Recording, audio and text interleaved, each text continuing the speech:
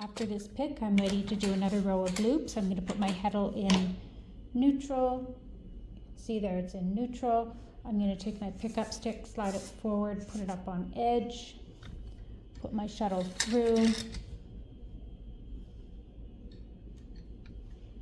and then grab my chopstick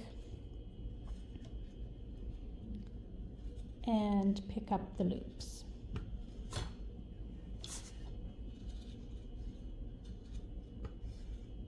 So it's not very difficult, it's a little more time consuming, especially when my pickup stick keeps wanting to fall down.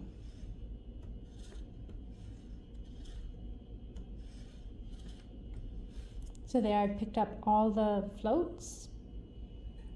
I can now pull the chopstick out, pull my Heddle forward, and then I'll do another shed or another pick to hold everything in place. And that's how we make loops.